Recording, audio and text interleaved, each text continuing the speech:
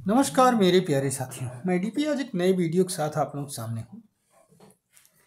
दरअसल इधर आप लोगों ने समाचारों में कुछ सुना होगा कि भारत ने पाकिस्तान में रावी नदी का जल प्रवाह पूरी तरह से रोक दिया है। इसको लेकर के सोशल मीडिया में भी काफ़ी चर्चा था, पाकिस्तानी मीडिया में भी चर्चा था और इंडियन सोशल मीडिया के सेक्टर में भी बहुत ज़्यादा चर्चा था। पेपर में तमाम पेपरबाजी हो रही थी, आप लोगों ने देखा होगा, सुना होगा। आइए आज इसकी हकीकत हम लोग जानते हैं। ये फोटोग्राफ मैंने लिया इकोनॉमिक टाइम से और एएनआई की रिपोर्ट है तो वहीं से लिया गया है। इसमें देखिए हेडलाइंस दिया हुआ है कि भारत ने पाकिस्तान में रावी नदी का जल प्रवाह पूरी तरह से रोक दिया। ऐतिहासिक संदर्भ और महत्व, ये सब बातें हैं। लेकिन थोड़ा सा इस मैटर को अगर हम समझने की कोशिश करें तो बात कुछ यूँ है कि अभी हाल में शाहपुर कांडी बैराज या शाहपुर कंडी बैराज, जो कि पठानकोट ज़िले में जम्मू कश्मीर के बॉर्डर पर स्थित है, ये कंप्लीट हो गया है और इसके बन जाने के बाद में रावी नदी का पानी अब पाकिस्तान में नहीं जाएगा। इस पानी का पूरा लाभ, थोड़ा बहुत लाभ पंजाब को ही मिलेगा, लेकिन ज़्यादातर इसका हिस्सा जो है जम्मू एंड कश्मीर रीजन को जाएगा। इससे कठुआ और सांबा सेक्टर में 32,000 हेक्टेयर से ज़्यादा भूमि पर सिंचाई हो पाएगी। इसका उपयोग जल विद्युत उत्पादन के लिए भी किया जाएगा। दरअसल इसमें पूरी कहानी इसकी ये है कि सिंधु जल समझौते के बाद में, अभी हम इस पर भी प्रकाश डालेंगे, सिंधु जल समझौता क्या है, कब हुआ था, थोड़ा सा प्रकाश डालेंगे हम इस पर। लेकिन अभी आप लोग ये समझिए कि सिंधु जल समझौते के बाद में 1979 में पंजाब और जम्मू कश्मीर के बीच में एक समझौता हुआ, जिसमें से पंजाब की तरफ से उस समय के चीफ मिनिस्टर थे प्रकाश सिंह बादल जी, वो शामिल हुए थे, और जम्मू एंड कश्मीर की तरफ से शामिल हुए थे शेख अब्दुल्ला जी। इसमें समझौता ये हुआ था कि रावी नदी का पानी के कुछ हिस्से पर पंजाब का अधिकार होगा और कुछ हिस्से पर जम्मू एंड कश्मीर का अधिकार होगा।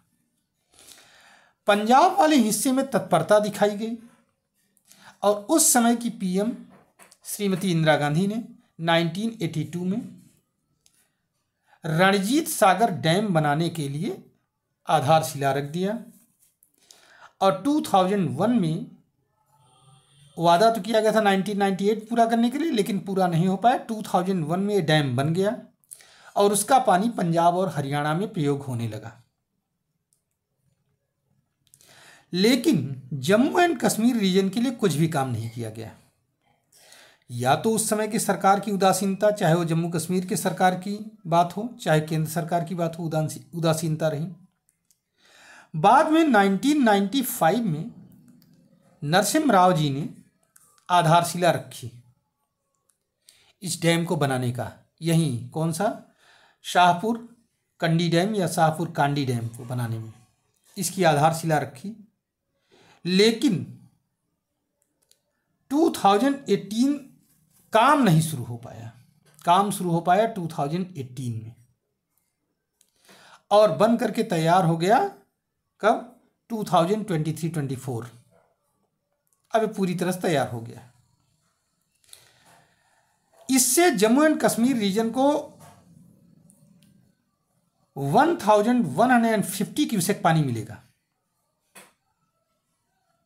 और जैसा कि मैंने बताया कि 32,000 हेक्टेयर जमीन से ज़्यादा जमीन पर सिंचाई हो सकेगी उस रीजन में। अब यह तो सरकारों की इच्छा शक्ति की बात है कि उस समय की सरकारों ने 1995 में आधारशिला रखने के बाद में भी पूरा नहीं कर पाई और दूसरी सरकार ने 2018 में शुरू करके 2023 में इसका वो कर दिया, उद्घाटन कर दिया, बांध बन के तैयार हो गया। अब इससे रावी नदी का पानी बिल्कुल नहीं पहुंचेगा। कहाँ, पाकिस्तान में नहीं जा पाएगा। अब पाकिस्तान के लोग इस पानी के लिए चाहे तरसें बूंद बूंद, चाहे जो करें। अब सवाल यहाँ ये पैदा होता है, क्या यह सिंधु जल समझौते का उल्लंघन है? पाकिस्तान इसके लिए क्या कर सकता है? क्या पाकिस्तान इस बांध को बनने से रुकवा सकता था या आगे इसको खुलवा सकता है? उसके पास क्या कुछ है? तो आइए जरा से इसके लिए हम लोग सिंधु जल समझौते को जानते हैं, ये क्या चीज है। सिंधु जल समझौता दरअसल 19 सितंबर 1960 में हुआ, इंडिया और पाकिस्तान के बीच में हुआ। इसको उस समय कहा जाता था Indus river inter dominion accord. ये वर्ल्ड बैंक की देखरेख में हुआ था।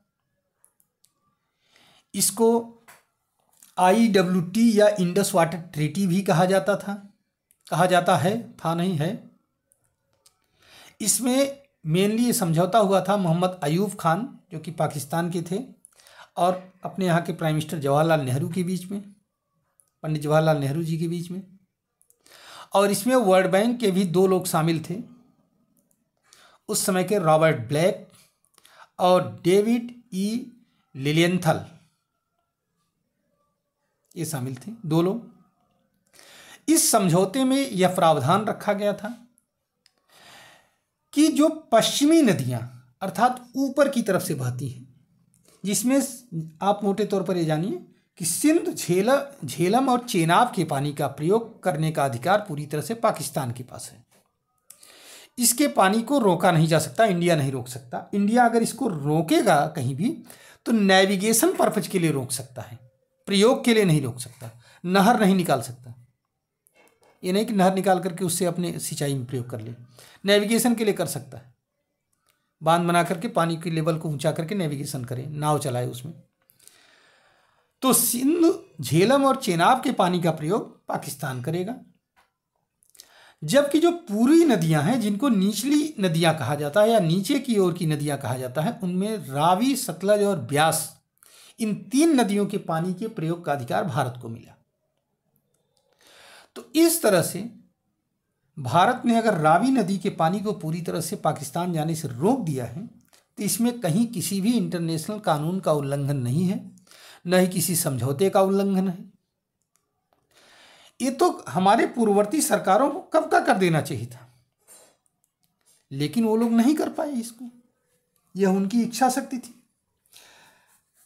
इस सरकार ने कर दिया है, तो अब इसके लिए पाकिस्तान चाहे पानी के लिए तरसे और चाहे सूखे में मरे। पाकिस्तान के पास जिन नदियों के पानी की उपलब्धता है उनका प्रयोग करे वो, इसमें किसी भी समझौते का उल्लंघन नहीं है। इस तरह से हम एक कह सकते हैं कि सरकार ने एक सही कदम उठाया है, देर से ही सही लेकिन सही कदम उठाया है। उम्मीद है कि इससे जम्मू कश्मीर रीजन, पंजाब रीजन में विकास तीव्र होगा, कृषि पैदावार बढ़ेगी और इसका अनेक उपयोग देश के हित में किया जाएगा, समाज के हित में किया जाएगा। बस ये वीडियो यहीं तक समाप्त करता हूँ मैं अपना। धन्यवाद, नमस्कार, जय हिंद, जय भारत, वंदे मातरम।